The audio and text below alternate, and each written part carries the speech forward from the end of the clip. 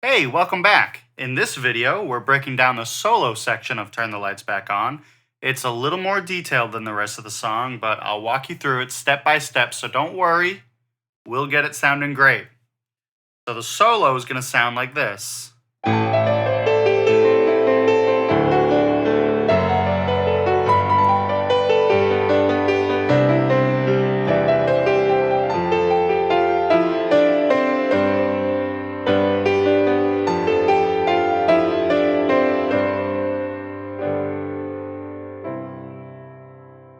Okay, so the first part is going to be in A minor, and we're going to have four quick little notes right here. G, A, G, E. And then it's going to be D, C, A, G. But the D, C, A, G is going to be played a little bit slower here. So take a listen.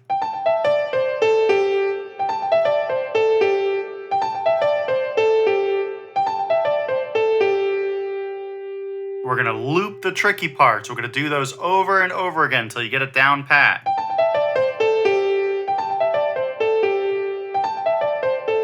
That's how it's supposed to sound. It's a little tricky. It took me a couple of days just to get this part. The first part, I swear, is the hardest part of the whole solo.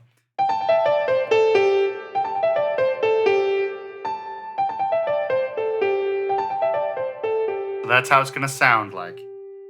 So with the left hand, it's just going to be octaves and then the top A.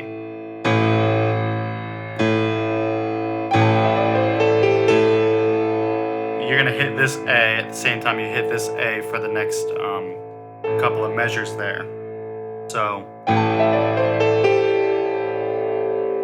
now in the next measure, as we're moving on, you're going to hit A, and we're going to do this little shuffle between A, C, and E. Just like that.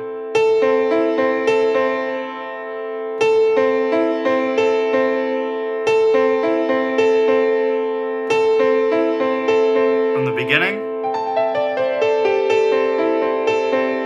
Again.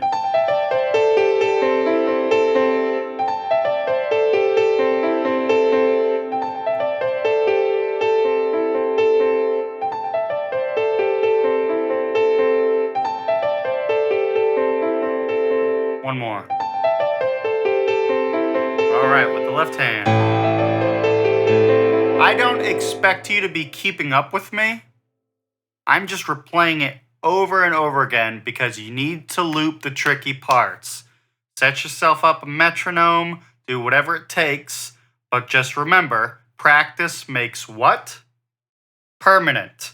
Practice makes permanent. It does not make perfect. If you constantly practice the wrong thing, you'll never get the right thing. So practice it slowly with a metronome if you want until you get all those notes right with all the right fingering that you're comfortable using, and then you can move on to the next part. I'm playing it over and over again so that way you can really hear the rhythm and get yourself familiar with it just hearing that one part.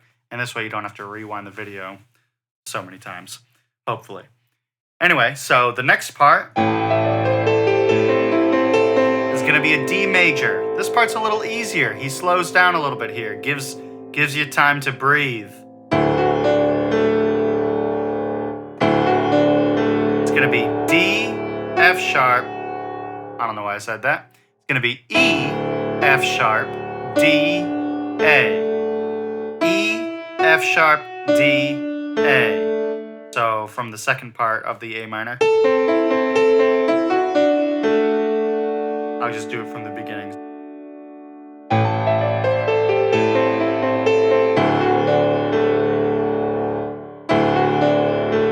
That's the next part. Really simple.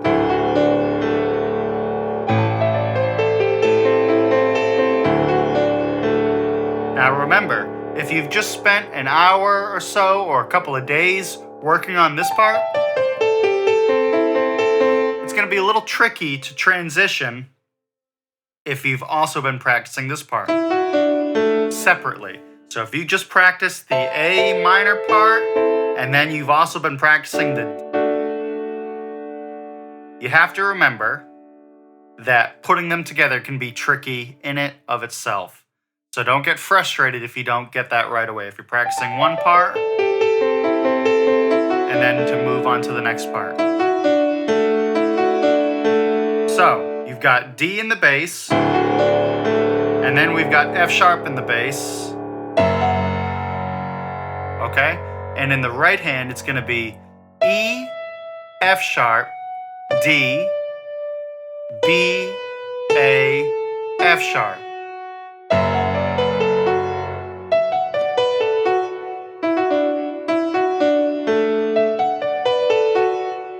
Ba, ba, bum, bum.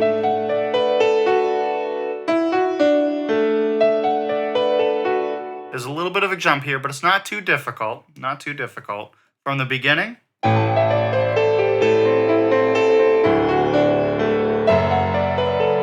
One more time from the beginning.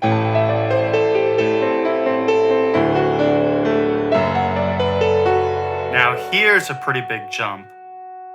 You're going to go from this F sharp to G. Now, this is not too difficult. It looks pretty hard, but it's really not too bad. Practice. This is what he's going to be playing.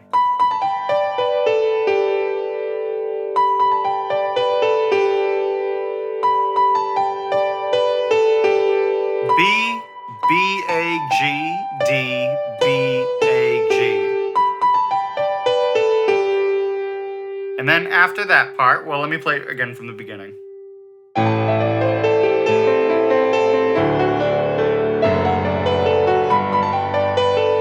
Then he does another little shuffle here between B, D, and G before moving on to that C major. Let me play it one more time from the beginning.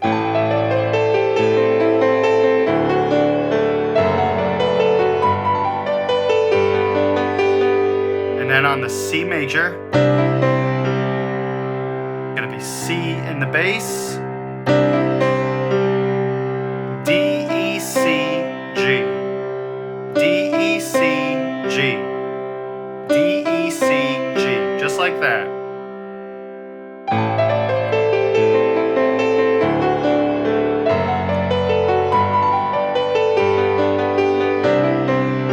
Then he's gonna move up to E in the bass. We're still playing a C major, but now we've got E in the bass. Gonna do pretty much the same thing here. You don't have to play this G, but if you can find the time to squeeze it in, you're more than welcome. So, and then still part of the C major, still with E in the bass, you've got one more little 4-note kind of trill. G, A, G, F. Okay? We're gonna practice that one.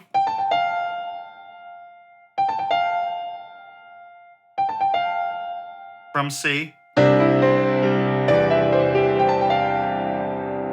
And then we'll end it by playing F in the bass, and we've got A octaves with the right hand. This, if you've made it this far, the rest is a piece of cake, and you've absolutely got this. From C.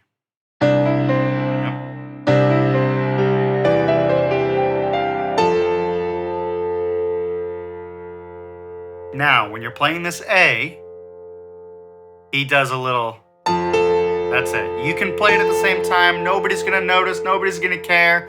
But if you want to be closer to what he's playing, it's going to be, he's going to be walking octaves from A down to C. And on the first note or the second note here, it's going to be simple as that. Hold on.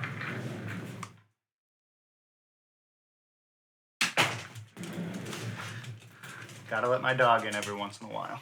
All right. So from C.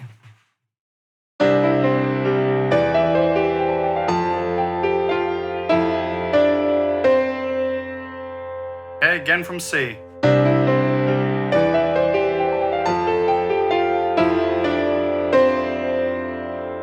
again, just to reiterate, you don't have to do the, if you don't want to, you can just listen. I won't even do that. And it's going to sound just fine.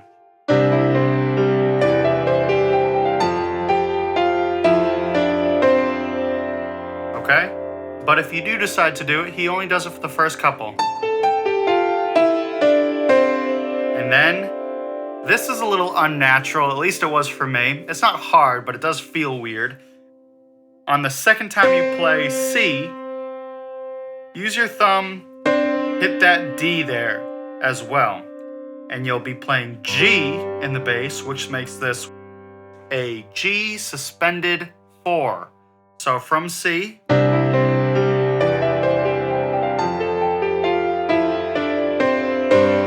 notice that D, and then he resolves. And then he does it again. Back to F, back to A. Notice a D again. Now between both of those, you can add a little fill like this, like a G, D, B. Take a look.